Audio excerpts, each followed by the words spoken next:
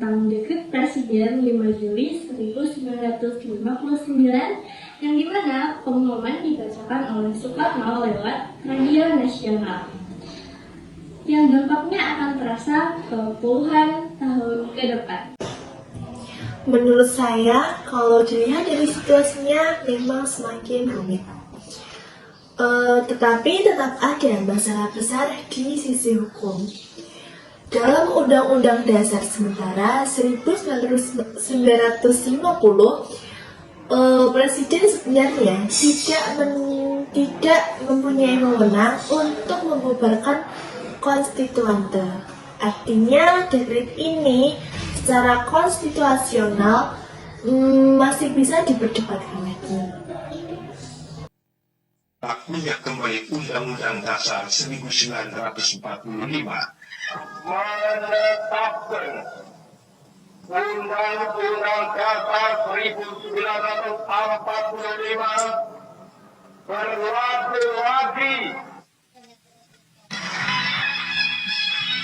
Prinsip gotong royong yang menjadi ciri kepribadian bangsa Indonesia sebenarnya sudah lama disosialisasikan oleh Soekarno pada para elit politik. Partai Nasional Sekuler pada umumnya menerima gagasan yang kemudian dijabarkan dalam demokrasi terpimpin. Sedangkan partai agama seperti Masyumi dan Partai Katolik menolak. Alasan penolakan adalah karena mereka tidak setuju dalam suatu pemerintahan yang di dalamnya terdapat unsur komunis.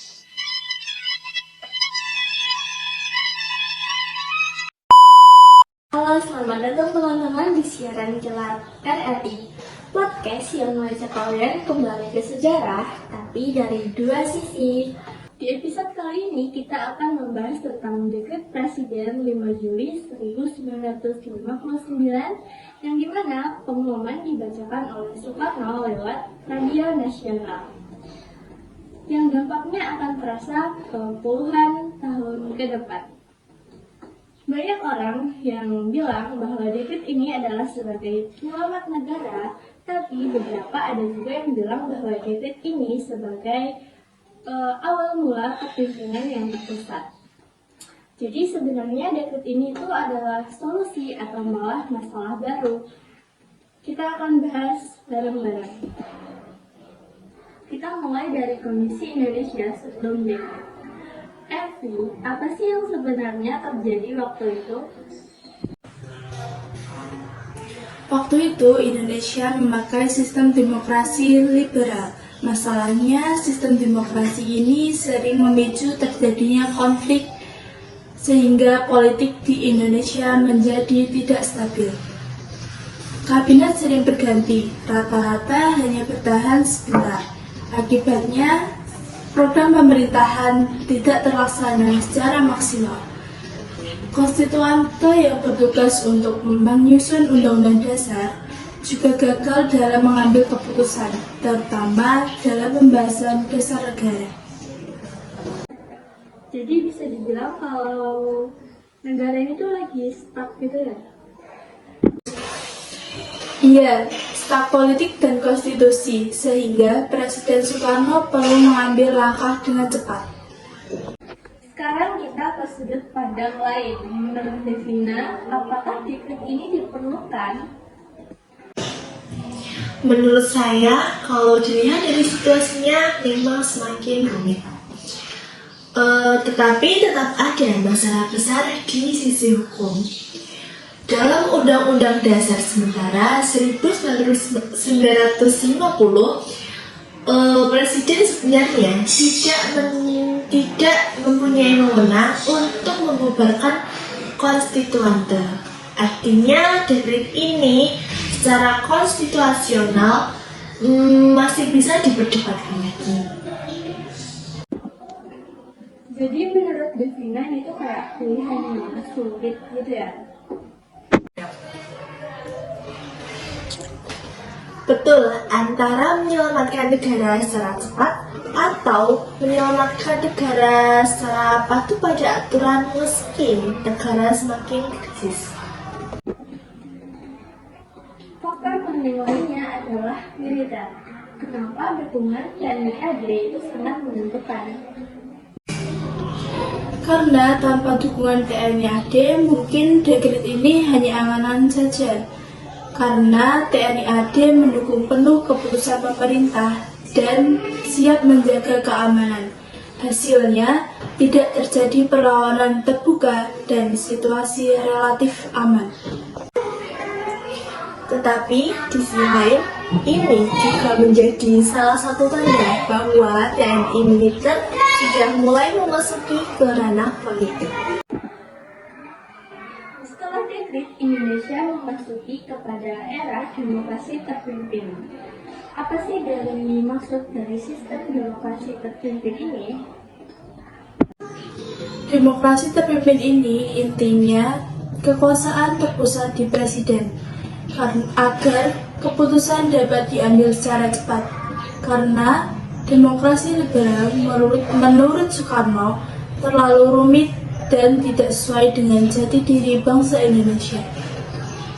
Masalahnya, ketika kekuasaan terlalu terpusat dan pengawasan semakin lemah, DPR tidak lagi mempunyai peran yang kuat dan suara-suara rakyat semakin sulit terdengar.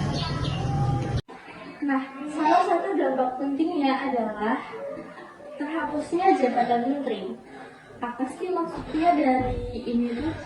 Sebelumnya, kabinet bertanggung jawab ke DPR. Setelah itu, kabinet langsung di bawah ke presiden.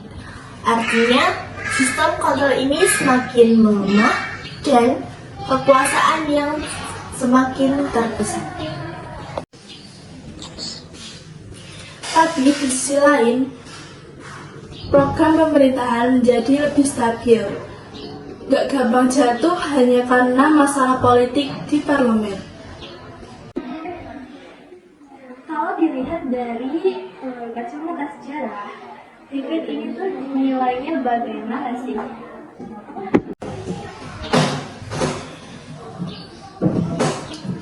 Banyak yang menyebutnya ini sebagai langkah penyelamatan negara.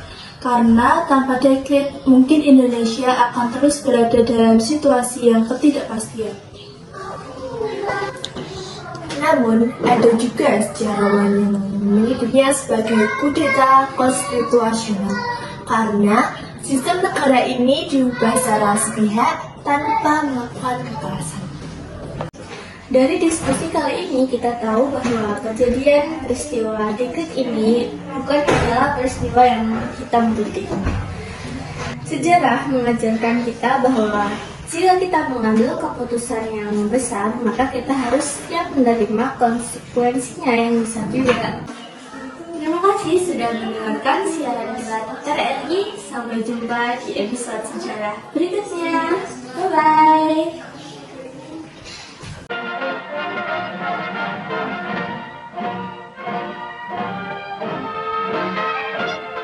Among the newest nations in the world is the Republic of Indonesia, consisting of a number of volcanic islands in the Malay Archipelago between Asia and Australia. The capital is Jakarta. For the 73.5 million persons who live in the Republic, most of whom belong to the Malay race and are Muslims, the recent years have been marked by Dutch rule, Japanese military occupation, and the emerging of a sovereign nation, a self-styled Indonesian republic headed by Ahmed Sukarno. Parleys and then armed conflict and United Nations intervention marked the period of Indonesia's achieving of independence from the Netherlands. The people exercised their right to vote, while in 1949 the Republic of the United States of Indonesia was established. The following year, the Federation was consolidated into one state and named the Republic of Indonesia. On July 5, 1959, President Sukarno assumed almost dictatorial powers by dissolving the Constituent Assembly and reinstating the 1945 Constitution. He took the combined post of head of state and head of government to overcome economic crisis without interruption or opposition.